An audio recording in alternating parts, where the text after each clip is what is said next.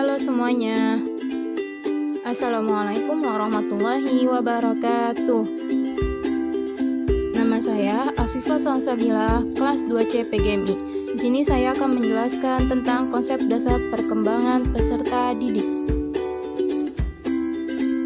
Apa sih yang dimaksud dengan peserta didik? Peserta didik dalam arti luas adalah setiap yang terkait dengan proses pendidikan sepanjang hayat. Sedangkan dalam arti sempit adalah setiap siswa yang belajar di sekolah.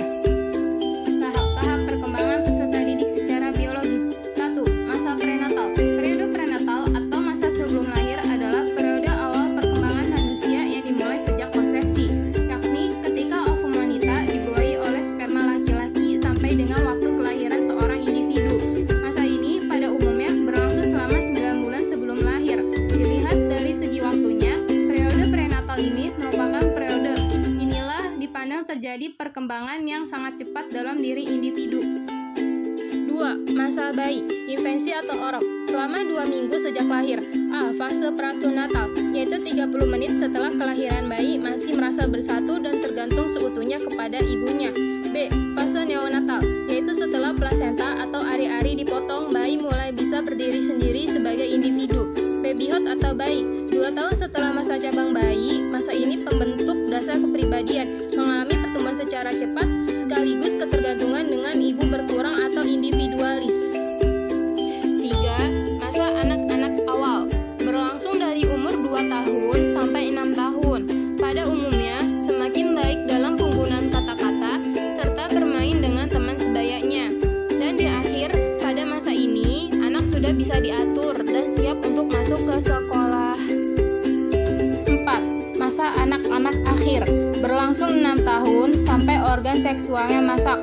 Pada umurnya 12-13 tahun untuk wanita dan 14-15 tahun untuk pria. 5. Masa pubertas. Pubertas ditandai dengan masaknya organ reproduksi. Hal ini ditandai dengan menstruasi bagi wanita atau mimpi basah pada pria. 6.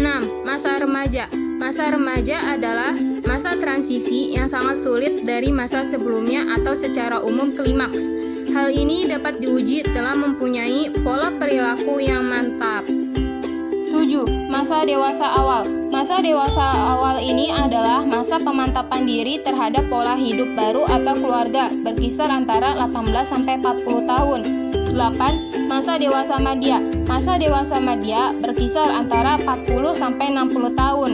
Dalam masa ini, pria dan wanita karir merupakan masa puncak keberhasilan, tapi bermunculanlah berbagai penyakit fisik. 9. Masa usia lanjut. Masa usia lanjut berkisar pada umur 60 tahun ke atas. Keadaan fisik menurun, bahkan sudah pensiun. Faktor yang mempengaruhi perkembangan anak. 1. Bakat atau pembawaan. 2. Sifat-sifat keturunan. 3. Dorongan atau insting. Ada juga dari faktor internal, yaitu kondisi fisik dan psikis, dan dari faktor eksternal, yaitu lingkungan fisik dan non-fisik. Perkembangan anak masa hidup. 1. Masa balita atau masa prasekolah, 2-5 tahun. Pada masa ini, pertumbuhan fisik berjalan terus. Pertumbuhan tidak sama dengan bertambahnya besar tubuh secara beraturan, melainkan dengan suatu penambahan yang serasi, sehingga anak merupakan suatu kesatuan yang utuh. 2. Masa anak sekolah, 6-12 tahun. Pada masa ini, anak memasuki masa belajar di dalam dan di luar sekolah. Anak belajar di sekolah tetapi membuat latihan pekerjaan rumah yang mendukung hasil belajar di sekolah. Yang ketiga, masa anak tanggung atau pra-remaja, 10-12 tahun.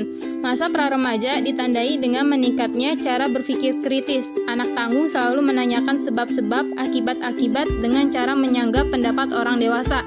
Pada masa ini, mudah terjadi identifikasi yang sifatnya emosional terhadap teman sebaya yang sejenis. Implikasi pertumbuhan dan perkembangan peserta didik terhadap penyelenggaraan pendidikan. 1. Pertumbuhan dan perkembangan manusia sejak lahir berlangsung dalam lingkungan sosial yang meliputi semua manusia yang berada dalam lingkungan hidup ini. 2. Interaksi sosial dengan lingkungan sejak lahir, menghendaki penguasaan lingkungan maupun penyesuaian diri pada lingkungan. Yang ketiga, kematangan sosial merupakan kiasan bagi kematangan intelektual, karena perkembangan kecerdasan berlangsung dalam lingkungan sosial tersebut. Yang keempat, kematangan emosional meliputi kematangan sosial dan kematangan intelektual, karena sebagian besar tingkah laku manusia dikuasai atau ditentukan oleh kondisi perasaannya. Perkembangan anak usia sekolah dasar. 1. Perkembangan intelektual. 2. Perkembangan bahasa. 3. Perkembangan sosial. 4. Perkembangan emosional. 5. Perkembangan penghayatan keagamaan. 6. Perkembangan motorik. Cukup sekian dan terima kasih. Wassalamualaikum warahmatullahi wabarakatuh.